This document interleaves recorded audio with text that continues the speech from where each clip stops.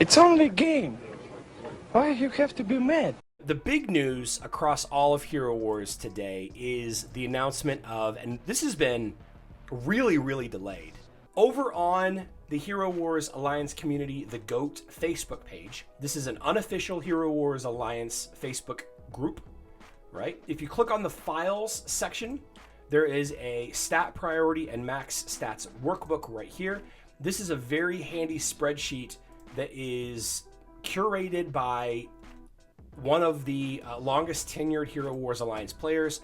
You can use this tool to design your leveling strategy on a given hero or a given team, right? And let me explain what I mean by that. The reason why I like to look at stuff like this, let's take a look at Iris's health skin first. Without even looking at Iris's, where did I go here? Here we go.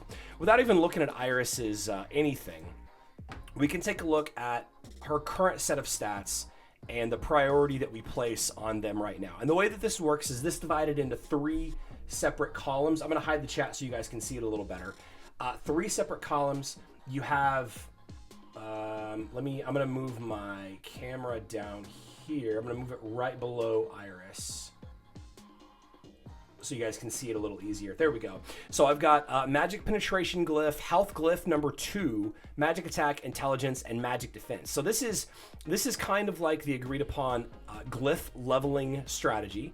And then over here to the right, a little bit further, you have the skin leveling strategy, right? Magic attack, intelligence, armor. So we can take a look at this and we can say, all right, you know, he has health as the second most important glyph on this list. So one would imagine that it is going to be a good skin to have. It's going to be a good skin to have. Now, there are breakpoints, and I'll talk about all the breakpoints and exceptions in at the end of this discussion. But without having a health skin currently, we're happy to get a health skin, first of all. And second, we don't really know where it will land in the leveling priority, right? We just don't know. We just don't know. So I think that the health skin for Iris, if you use Iris, is going to be worth getting. There is the whole argument about the energy gain mechanic with having too much health. And yeah, that is a concern, but I think it's okay. I think it's okay.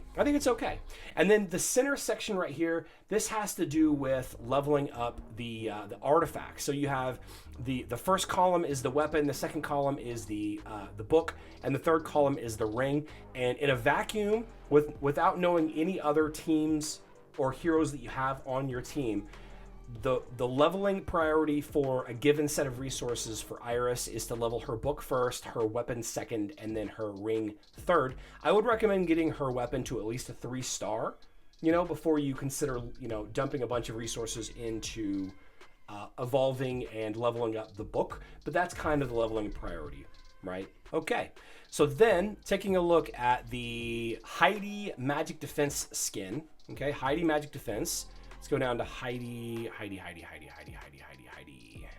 we go. So magic defense is a low priority for Heidi. Okay, you can see that magic defense glyph is the second to last glyph to level up. I tend to agree. What this tells us, based on this opinion-based spreadsheet, is that magic defense is a low priority for Heidi. Now again, if you use Heidi, if Heidi's in your main team, magic defense isn't going to hurt Heidi at all. It's going to help Heidi, right? It's going to allow him to survive longer, to do more damage, right? So you're going to want the skin, but you're going to level it after, maybe, after the magic attack skin, the dodge skin, I mean, you can see, if you take a look over here to the right, the skins that Heidi has, right? Intellect, dodge, magic attack, and health. And then you take a look at the glyphs that I have right here. Magic attack, dodge, intellect are all above magic defense, right? Magic attack, dodge, intellect, all above magic defense. So the magic attack, health, and dodge skins should be a higher priority than the magic defense skin. So I don't know. I don't know if you should buy this magic defense skin. Maybe you wait until it goes to the Outland chests. It's a very cool looking skin, so I will buy it. I will buy the skin because it's so cool looking, and I use Heidi sometimes, not very often, but I like the look of the skin. And then finally, last but not least, certainly not least, you have Astrid and Lucas getting a health skin, right? Astrid and Lucas getting a health plus skin. and you take a look at Astrid and Lucas on the, went the wrong direction. Astrid and Lucas's health glyph is the second most important glyph of the list. She does not have any health skins currently, or they don't have any health skins currently, so it's hard to say, but I would probably put that between, I would still level the armor penetration skin first, but then I would probably say the health skin. So if you were leveling that Way of Progress team or any of the teams, the E3D team, I bet you E3D with Astrid and Lucas would be really, really good, guys. I bet you that would be a really, really good addition to the Elmir, Daredevil, Darkstar core team, right? You add Endorian back there. I bet it would be really good. I bet it would be really good. You know, you might use her as a swap in, swap out hero. Now, the argument about health for damage dealers on Astrid and Lucas actually does not apply to Astrid and Lucas. Astrid and Lucas is unique in that they have rage. They do not have energy, they have rage. So the mechanic for Lucas, you know, go for it, Lucas. Lucas gets 25% rage at the start of the battle, starts the fight with 25%. And at 100% rage, just like at 100% energy, Lucas will jump forward, go into raging form. Lucas takes minus 7% rage every time Lucas gets hit. He doesn't actually take damage. He doesn't actually get debuffs unless there is a debuff or two that does work on him that's not supposed to. I think they're going to fix that. And then her other skills do things like faster. Let's see, if Pet is in rage form, the attack speed bonus effect is instead given to Astrid. Right, as long as Astrid's pet is in rage form, each consecutive attack deals increasing damage, right? And then, let's see, each of the hero's attacks marks the enemy with the tracker's mark. This last one doesn't really do anything with Lucas, but since she doesn't gain energy, like in the traditional sense, taking damage, dealing damage, she doesn't gain energy that way. She gains rage on her own mechanic. Health is absolutely fine. Health is a great skin for her.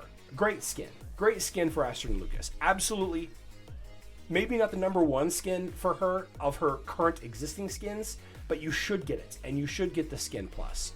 Now, with that being said, there are some things to consider, and I already see some of you talking in the chat about it, and I think I saw Robert mentioning this in a conversation on Facebook earlier today, and that has to do with heroes that target specific health of heroes. So it's, let's see, hunting, I think? Yeah, so for example,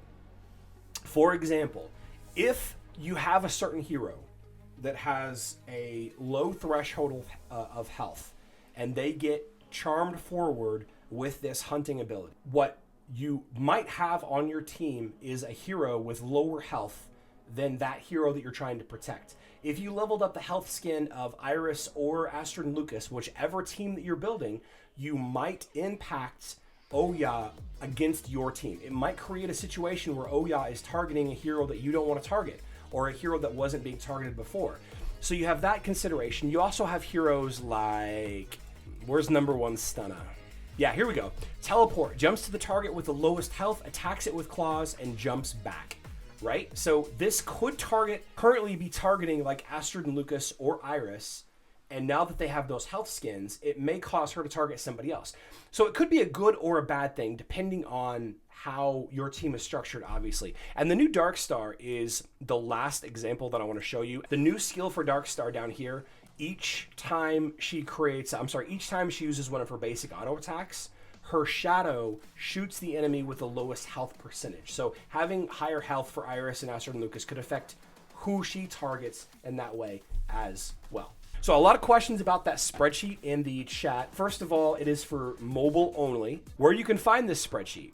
Over on Facebook, you want to go to find the Hero Wars Alliance community, the GOATs. If you just type in Hero Wars GOAT, it should pop it up. And then you go to the files section right here, files, and stat priority and max stats workbook. On this video on YouTube, it will be linked in the description box down below. So keep in mind of that. Keep in mind of that.